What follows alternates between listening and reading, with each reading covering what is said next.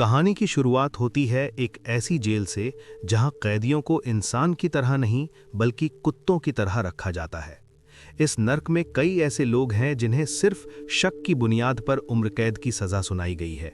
इन्हीं में से एक है जानूज, जिसे बिना किसी जुर्म के उसकी पत्नी पर दबाव डालकर झूठे जासूसी के इल्जाम में 10 साल के लिए साइबेरिया की जेल भेज दिया जाता है। सीन शिफ्ट होता है साइबेरिया की उन बर्फीली पहाड़ियों पर बनी जेल में, जहां जानूज और कुछ कैदियों को लाया जाता है। वहां जेल के वार्डन नए आए कैदियों को साफ अल्फाज में कहते हैं, अगर तुमने यहां से भागने की सोची तो हमारी बंदूकों से डरने की जरूरत नहीं है। डरना है तो इन हजारों किलोमीटर में फैले साइबेरिया के बर्फीले पहाड़ों से डरना, जहां के बर्फीले तूफान तुम्हें कुछ ही घंटों में मौत के घाट उतार देंगे। और अगर जिंदा बच भी गए तो यहाँ के लोग इनाम के लालच में तुम्हें जिंदा या मुर्दा हम तक पहुंचा देंगे। सभी नए आए कैदियों को गंजा कर दिया जाता है ताकि उनकी पहचान एक जैसी रहे। जानूज देखता है कि भूख का ये आलम है कि लोग भूख के लिए जानवर बन चुके हैं। कई कैदियों को विटामिन की कमी से रतौंधी हो चुकी है। जानूज एक भूखे कैदी को अपना खाना देता है, तभी एक अमेरिकन कैदी मिस्टर स्मिथ जानूज को टोकता है, अगर ऐसे ही खाना बांटते रहे तो खुद जल्दी मारे जाओगे। वहीं जानूज की मुलाकात आंद्रे नाम के एक कैदी से होती है।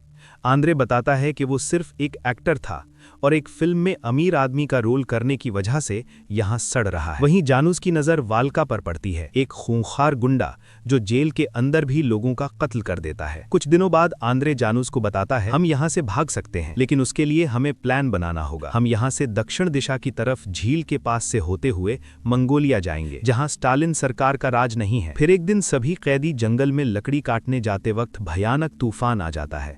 तूफान से बचने के लिए जानूज, स्मिथ और बाकी साथी मिलकर एक दीवार बनाते हैं। जब ये एकजुटता पुलिस देखती है तो उन्हें डर लगने लगता है कि ये कैदी बगावत न कर दें, इसलिए उन्हें और भी खतरनाक खदान में भेज दिया जाता है, जहां सांस लेना भी मुश्किल था। जानूज वहां स्मिथ को बताता है कि उसके पास भागने का एक प्लान है। स्मिथ पहले मना करता है, लेकिन फिर आजादी की खातिर मान जाता है। सभी लोग भागने के लिए खाना और जरूरी चीजें इकट्ठा करते हैं। वहीं जानूज जेल के अपने कुछ साथियों को भी इस प्लान में शामिल कर लेता है। प्लान तैयार होता है।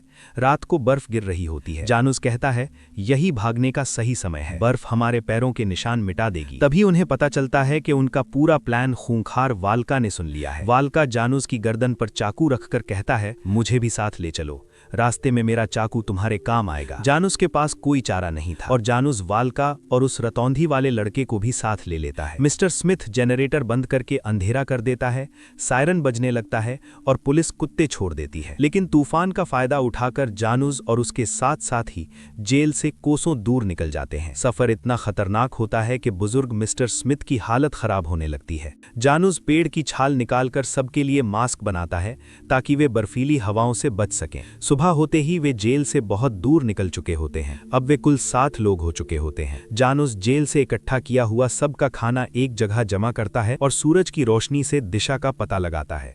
सबकी आंखों में आजादी की उम्मीद तो होती है, लेकिन साथ में खूंखार वाल्का का डर भी। कुछ हफ्तों तक चलने के बाद जानूज और वाल्का के बीच की दूरी कम होने लगती है और खतरनाक वाल्का जानूज को अपना लीडर मान लेता है। लेकिन मुसीबत तब खड़ी होती है जब जानूज बताता है कि खाना सिर्फ 1 हफ्ते का बचा है। स्मिथ मछली पकड़ने का एक कच्चा हथियार बनाता है, मगर असली तूफान अभी बाकी था। रात को तेज ठंड से बचने के लिए जानूज सबको लकड़ियां इकट्ठा करने भेजता है। सभी के साथ वो रतौंधी वाला लड़का भी निकलता है, लेकिन अंधेरे की वजह से वो रास्ता भटक कर बर्फीले जंगल में कहीं खो जाता है। वो चिल्लाता है, मदद मांगता है, मगर उसकी आवाज किसी तक नहीं पहुंचती।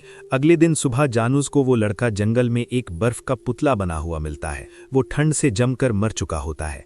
भारी मन से सब उसे वहीं दफनाते हैं और आगे बढ़ते हैं। फिर हफ्ते बीत जाते हैं। खाना खत्म हो चुका होता है। सबकी हालत ऐसी हो जाती है कि पहचानना मुश्किल हो जाता है। लंबे बाल और धसी हुई आंखें। उनका एक साथी वॉस, जो एक पेंटर था, पहाड़ों पर उनके इस दर्दनाक सफर की तस्वीरें बनाता रहता है ताकि दुनिया को उनका संघर्ष याद रहे। एक रात भूख से पागल होकर वाल्का जानूज के पास जाता है और एक खौफनाक मशवरा देता है, हम रास्ता भटक गए हैं, क्यों ना हम अपने साथी आंद्रे को मार कर खा जाएं। जानूज ये सुनकर दंग रह जाता है और सख्ती से वाल्का को मना कर देता है। वो वाल्का को उम्मीद दिलाता है कि झील पास ही है, हमें झील के पास खाने को कुछ मिल जाएगा। तभी अचानक मिस्टर स्मिथ को भेड़ियों की आवाज सुनाई देती है। वे देखते हैं कि भेड़ियों का एक झुंड किसी जानवर का शिकार कर रहा है। जानुस और उसके साथी डंडे लेकर उन्हें भगा देते हैं और उस कच्चे मांस कर कुत्तों की तरह टूट पड़ते हैं। भूख में उन्हें जानवर बना दिया था। जानुस समझ जाता है कि अब वक्त बहुत कम है, अगर जल्दी झील नहीं मिली तो सभी मर जाएंगे। जानुस अकेला झील ढूंढने निकलता है और कहता है, अगर 1 हफ्ते में नहीं लौटा तो समझ लेना मैं मर गया। अकेला जानुस बारिश और ठंड से लड़ते हुए आगे बढ़ता है। जब वो मरने की हालत में होता है तभी उसे वो विशाल झील दिखाई देती है। वो किसी तरह वापस अपने साथियों तक पहुंचता है और कहता है, मुझे झील मिल गई, और वहीं बेहोश हो जाता है। अगले दिन जब सब झील पर पहुंचते हैं उनके चेहरों पर आज़ादी की चमक होती है, मगर तभी उन्हें आहट होती है, कोई उनका पीछा कर रहा है। स्मिथ कहता है, हमें उसे खत्म करना होगा वरना हम पकड़े जाएंगे। सभी घेराबंदी करते हैं और जैसे ही हमला करने वाले होते हैं जानुस देखता है कि सामने कोई दुश्मन नहीं बल्कि एक जवान लड़की है। जानुस सबको रोक देता है और उस डरी हुई लड़की की तरफ बढ़ता है। जानुस को पता चलता है कि उस लड़की का नाम इरेना है। वो भी इन्हीं की तरह स्टालिन की हुकूमत से जान बचाकर भाग रही थी। मिस्टर स्मिथ साफ मना कर देते हैं, हमारे पास खुद खाने को नहीं है, इसे साथ लेकर मुसीबत क्यों पालें। वे इरेना को वहीं छोड़कर आगे बढ़ जाते हैं, लेकिन तभी किस्मत चमकती है और उन्हें कीचड़ में फंसी एक नील गाय मिलती है। सब मिलकर उसका शिकार करते हैं। इधर आंद्रे, जो एक एक्टर था, चुपके से निकलता है और इरेना को ढूंढकर वापस ले आता है। आखिरकार सब इरेना को भी अपना हिस्सा देते हैं। अगली सुबह आज़ादी का असली मजा लेने के लिए वे सब झील पर नहाते हैं और एक पुराने ब्लेड से अपनी शेविंग करते हैं ताकि कोई उन्हें देखकर ये न पहचान सके कि वे जेल से भागे हुए मुजरिम हैं। झील पर बर्फ की पतली परत जमी थी। जानुस कहता है कि हमें तैर कर जाना होगा, लेकिन इरेना अपनी होशियारी दिखाती है और उस पतली बर्फ पर तेजी से भागकर उसे पार कर लेती है। सब उसके पीछे पीछे निकल जाते हैं। सफर जारी रहता है, मगर तभी वाल्का अचानक गायब हो जाता है। सब डर जाते हैं कि कहीं वो उन्हें धोखा देकर इनाम के लालच में पुलिस को ना बुला लाए। लेकिन वाल्का वापस आता है, एक मरे हुए कुत्ते और पीने की ड्रिंक के साथ। वो बताता है, आज मेरा बर्थडे है और मैं सबके लिए खाना लाया हूँ। सब मिलकर जश्न मनाते हैं और इरेना अपनी दर्दनाक कहानी सुनाती है कि कैसे स्टालिन की सरकार ने उसके बाप और भाई को खत्म कर दिया। ये सुनकर मिस्टर स्मिथ का दिल पिघल जाता है और वे उसे अपनी बेटी की तरह देखने लगते हैं। लेकिन असली दुश्मन तो अभी बाकी था। झील के किनारे चलते वक्त उन पर भयानक मच्छरों का हमला होता है जो उनका चेहरा सुजा देते हैं। आंद्रे परेशान होकर देखता है कि गांव के लोगों को मच्छर नहीं काट रहे। वो एक्टिंग करके एक शख्स के पास जाता है और पता लगाता है कि एक खास पेड़ की जड़ को गले में पहनने से मच्छर दूर रहते हैं। सभी उसी पेड़ की जड़ को अपने गले में डालकर आगे बढ़ते हैं। महीनों बीत चुके थे। इरेना बुजुर्ग मिस्टर स्मिथ के जख्मी पैरों की सेवा करती है। मिस्टर स्मिथ के चलने से उनके पैर छिल जाते हैं।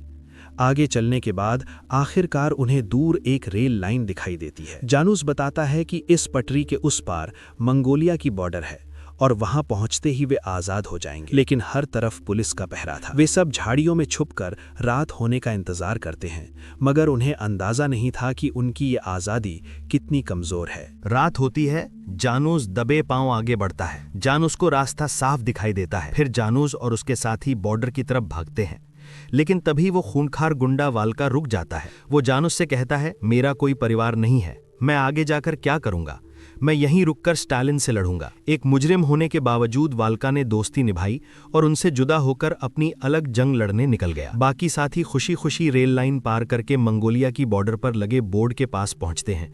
इरेना भागकर बोर्ड पढ़ती है और उसका चेहरा सफेद पड़ जाता है। वो बताती है कि मंगोलिया पर भी स्टालिन का कब्जा हो चुका है। ये देखकर सभी टूट जाते हैं। उनकी महीनों की मेहनत मिट्टी में मिल गई। अब मंगोलिया जाना मतलब फिर से वही नरक जैसी जेल में पहुंचना। डर के मारे वे पहाड़ों में छुप जाते हैं। तभी पेंटर वॉस बताता है कि आगे एक बौद्धिस्ट मंदिर है, शायद वहां उन्हें पनाह मिल जाए।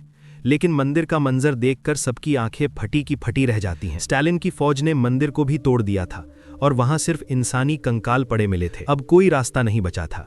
सभी पहाड़ों में छिपकर बैठ जाते हैं।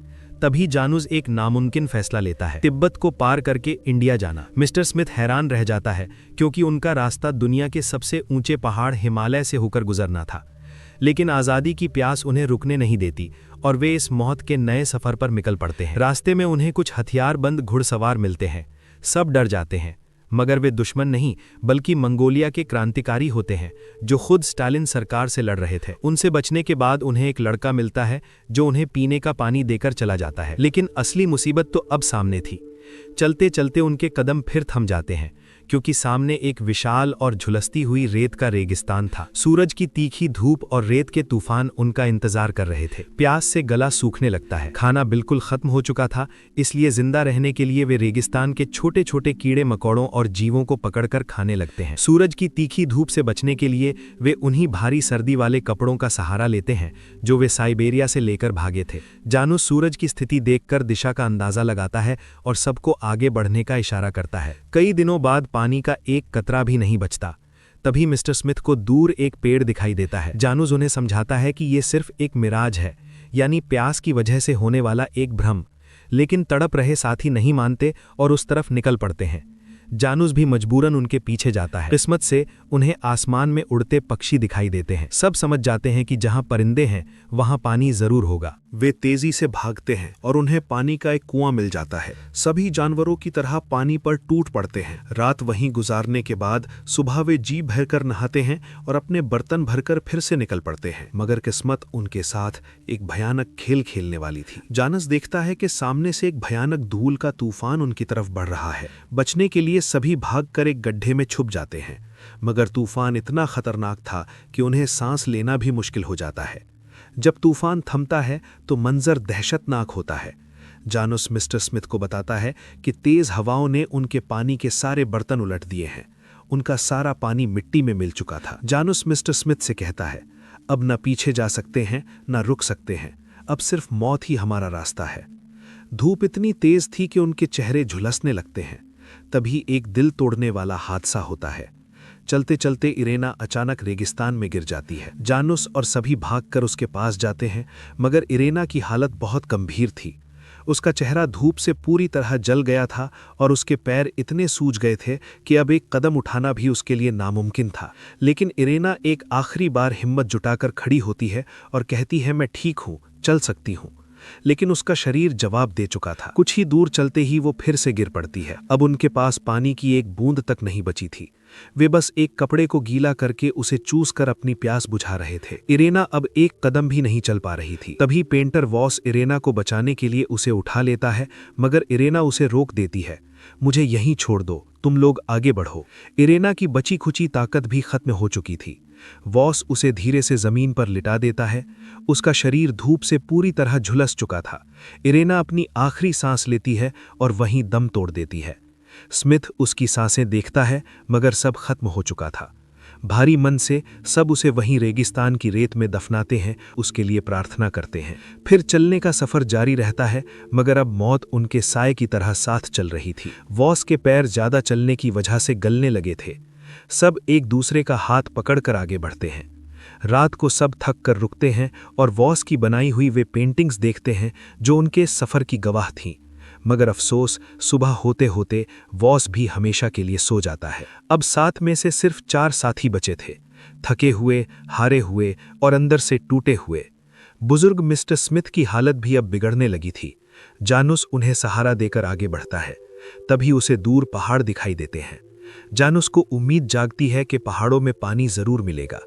स्मिथ हार मानकर कहता है, मुझे यहीं मरने के लिए छोड़ दो, पर जानूस उन्हें साथ लेकर आगे बढ़ता है।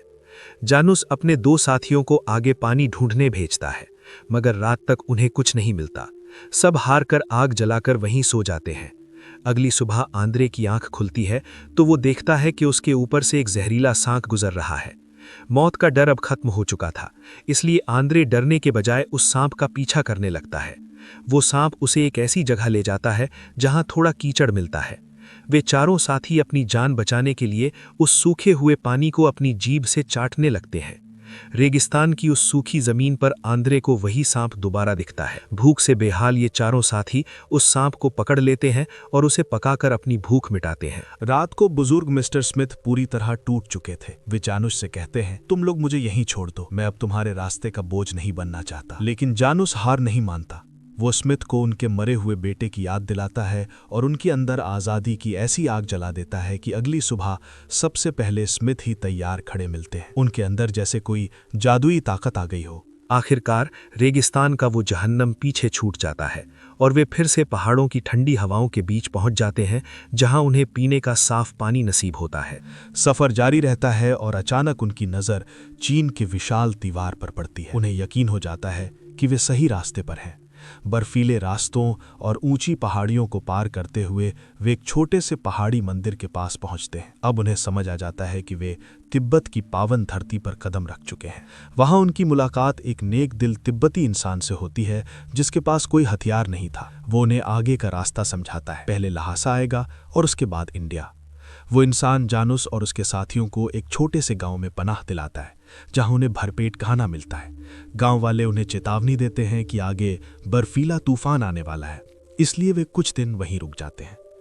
उन शांत रातों में वे अपने उन साथियों को याद करके दुखी होते हैं जो इस मंजिल को देखने के लिए जिंदा नहीं बच पाए। तूफान थमते ही वे अपनी आखिरी चढ़ाई शुरू करते हैं। दुनिया के सबसे ऊंचे और विशाल हिमालय के पहाड़ों को पार करना किसी चमत्कार से कम नहीं था, लेकिन आज़ादी का जुनून उन्हें थकने नहीं देता। पहाड़ पार करते ही वे दूसरी तरफ उतरते हैं और पहुंच जाते हैं सिक्किम, भारत का एक बेहद खूबसूरत कोना। वहां खेतों में सुकून से काम करते हुए लोगों को देखकर उन्हें एहसास होता है कि उन्होंने नामुमकिन को मुमकिन कर दिखाया है। सिक्किम की हसीन वादियों में जब ये 4 जिंदा लाशों जैसे दिखने वाले इंसान पहुंचते हैं तो वहां के खेत में काम कर रहे गांव वाले दंग रह जाते हैं। वे तुरंत अपने गांव के मुखिया को खबर करते हैं। मुखिया वहां आता है और इन अजनबियों की दास्तान सुनकर स्तब्ध रह जाता है। वो समझ जाता है कि ये लोग किसी नरक से भाग कर आए हैं। मुखिया उनका स्वागत करता है और उन्हें पनाह देता है। अब जानूस और इसके साथी आखिरकार आज़ाद थे। जानूस कुछ सालों तक सिक्किम की उसी शांति और सुंदरता के बीच रहता है, लेकिन उसका दिल अपने वतन पोलैंड के लिए धड़कना बंद नहीं करता। समय गुजरता है और इतिहास करवट लेता है। 1980 पोलैंड के मजदूरों ने कम्युनिस्ट सरकार के जुल्म के खिलाफ एक बहुत बड़ा आंदोलन शुरू किया।